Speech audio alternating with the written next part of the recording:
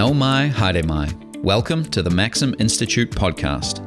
My name is Jason, and I'm the Communications Manager at Maxim Institute. This is our weekly short-form podcast. These podcasts are released in tandem with our weekly column and are a chance for you to hear in depth from the column's author about some of the thinking that went into producing their final piece. Today we talk to Director of Research and Development Marcus Roberts about his recent column. Marcus, welcome back to the podcast. Good to have you. Oh, great to be here. Thanks, Jason. Now, we're talking about your latest column for Maxim, Distrust, Rational or Irrational. Now, that's an interesting distinction. Do you want to dive into that and just explain what do you mean? How can trust be rational or irrational? Yeah, so like all good ideas, I stole it from. This was from our Sir John Graham lecture that we had on Friday night. So Oxford philosopher Tom Simpson came out, and he does a lot of work looking at trust. And one of the things that the ideas he had was trying to unpack is when you have any situation of trust or lack of trust, so between people, a relationship, or between individuals and institutions or government, one of the questions that you have to ask in order to try and repair that trust is to figure out, well, what's causing it?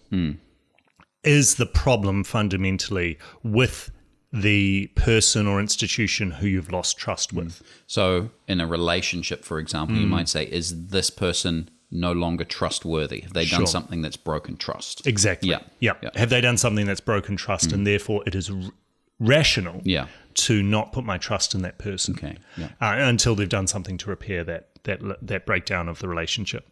Or conversely, is the problem with me that I am not putting my trust in a fundamentally trustworthy object because, say, for example, the individual versus an institution, because I have consumed disinformation that says that they're not trustworthy when actually they are.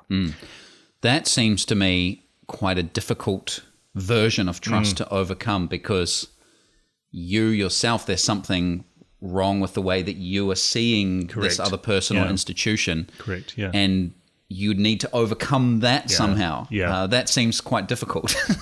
I mean, it's all complicated effectively because we're dealing with humans and human reactions and human emotions. So we... The point I make in the piece is that rational versus irrational is a very good framing tool, but it doesn't obviate the hard work you need to do to figure out in any particular situation. So each of us will probably have a relationship of trust with people that is made up of both rational and irrational factors, because we're human. We're not fully rational. That's just who we are. But secondly, when we're talking about groups of people who for example, distrust the media. Well, of course, some of them will do so for mainly rational reasons and others will do it for irrational reasons. And then finally, the other messy part about it is that we might distrust an institution to do X, but we might trust that institution to do Y. Okay. Do you have an example? Well, so the example I use is, for example, in the US, there might be many people who vote for Trump. And they would do so knowing that, or distrusting him to do certain things like babysit their kids. That's right. You probably wouldn't leave him at home with your kids. But you might trust him to be a repository of retribution to your political enemies. That is, you might vote for him for a particular reason, even though you don't fundamentally trust him in other ways. So it is all complicated and messy, but I think it's a useful tool of thinking about trust, because then that determines our response. Because if distrust is rational, if our institutions are failing us and are no longer trustworthy, then how do you repair that? That's a different question than... to the fact that it's irrational, it's my problem. Because if it's irrational, then maybe we need to do something about misinformation. If it's rational, then we need to fix the institutions. Now, here in New Zealand, we have historically been a high trust nation. But lots of surveys and trust in business and the government and other institutions, the media is a big one recently, have shown over the years a decline in trust. What's behind that, do you think? And is there something that's exacerbated it, or is it... Well, so it's quite a recent decline. So the latest figures for 2023, according to the Edelman Trust Barometer, show that New Zealand's at or below the global average. Oh, wow. So we're heading downwards quite quickly. Yeah. Even a couple of years ago, our trust, for example, in government and government leaders was at the high end of the scale. Yeah. Now, government, business, NGOs, I understand, is around the average. Yeah. Media is quite a bit below the average, interestingly. Yeah. So what's exacerbated that? I mean, it seems to be fairly correlated with the response to COVID. So initially, because we kind of were winning in COVID, there was high trust, we did the right thing, but then as it went on and some of the mandates and some of these other things happened, it declined again. That's right. Yep. So I think that sort of maps on to the Labour Party's support, for example. Yeah. You know, late 2020 when you had the election. Yeah. Massive support. Massive support, massive trust in government. Yes. And then since then it eroded. And then I think there's various things. I mean, the surveys talk about government funding to media. As public interest journalism and things like that. Yeah. Correct. Yeah. As contributing to the lack of trust in media. So there are all sorts of things at play. But I think the question is whether or not COVID caused this fracture of trust. Or there was something else. Or maybe it exacerbated it, sped it up. I think that's an interesting question because obviously we're not the only country that was affected by COVID. We also had a reaction to it that sort of brought us into the international media. But why did other countries have low trust beforehand? Yes. Why are we getting to that level? Will the trust go back up now that we're out of the COVID reactions? I think there's a really interesting question around whether we just exacerbated our distrust of these institutions that was for during COVID, and that there are actually other underlying reasons why we might not trust the government. And how might we repair trust in institutions? Yeah, good question. If it's rational. Well, that's correct. Because if it's irrational, then there's no need to. Yes. Yeah, that's right. If it's irrational, you just need to tell a better story about about those institutions.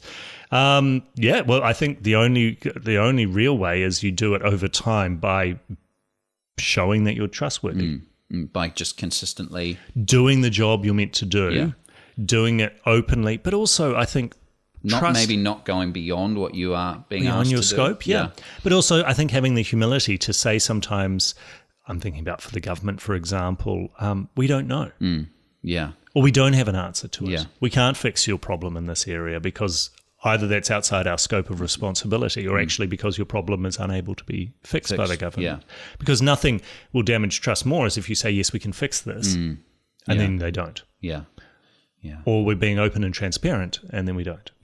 We know everything, and then it turns out not to be true. Or we've done the numbers, but no, we actually haven't. And it's unfortunate because that old saying I think is true in institutions as it is to interpersonal relationships, that you can lose trust like that. But it takes a long time to build that reputation for trust. Like glass, right? Yeah. Well, Marcus, big thoughts, and none of them mine. Well, that's a good disclaimer to finish the podcast with. Thanks for being with us. Thanks so much, Jason. Trust in media, politicians, the courts, etc., has declined in many countries over the last few years. New Zealand has not been immune to this phenomenon. The Acumen Edelman Trust Barometer for 2023 shows that, for the first time, no major institution can be considered trusted by Kiwis. In particular, our trust in government and government leaders has decreased dramatically over the past year. Traditionally, we have been considered a high-trust country compared to the rest of the world. No longer. Our trust in the government, in businesses, in NGOs, and in the media is now at or below the 2023 global average. A lower trust society is generally a worse place to live. If, as the Aspen Institute's Jane Wells asserts, trust is the societal glue that holds democracies together, then we need to figure out how to strengthen that adhesive. According to Oxford philosopher Tom Simpson, a fundamental question we must address is whether our lack of trust is irrational or rational.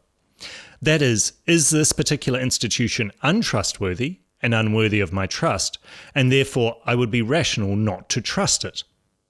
Alternatively, is the problem lying with those lacking trust? Have they made a poor decision by withholding trust from a trustworthy institution, and are therefore irrational in so doing? Because we are deep in the realm of political science and human behaviour, the answer to that question will always be complicated. Each of us makes judgments about trust that are not wholly rational. We are creatures not only of intellect, but also of emotions, imagination, and intuition. Thus, our decision to withhold trust in a particular situation will come down to a mix of irrational and rational factors. Similarly, within the group of people who say they distrust a particular person or institution, say for example the media, some will do so for mainly rational reasons, and others will have mainly irrational explanations for doing so. Finally, this question will be messy because we may trust an institution or person to do X, but not Y. For example, there would be many Trump supporters in the USA who would never trust him to babysit their kids. But these people would trust him to bring political retribution to their political adversaries. Although it does not map neatly onto the messy picture of human trust levels, the framing of distrust as rational or irrational is a useful tool. It points us towards the most helpful policy response. If distrust is mainly driven by irrationality, then our response might be to focus on combating disinformation and changing the public's mind. However, if, instead, distrust is mainly driven by rational responses to our institutions' untrustworthiness, the focus becomes rejuvenating those institutions. At the recent Sir John Graham lecture, Tom Simpson suggested one fix. Elites need to be renewed on the basis of diversity, excellence, and a notion of self-sacrificial servant leadership. It's a worthy challenge in this election season, both to our politicians and to all of us.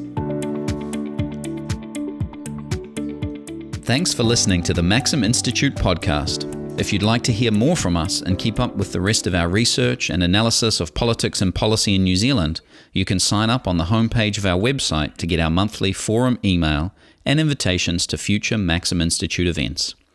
You can search and subscribe to us on Apple Podcasts, Spotify, iHeartRadio, or wherever you get your podcasts. From the team at Maxim, mā te wā, goodbye for now.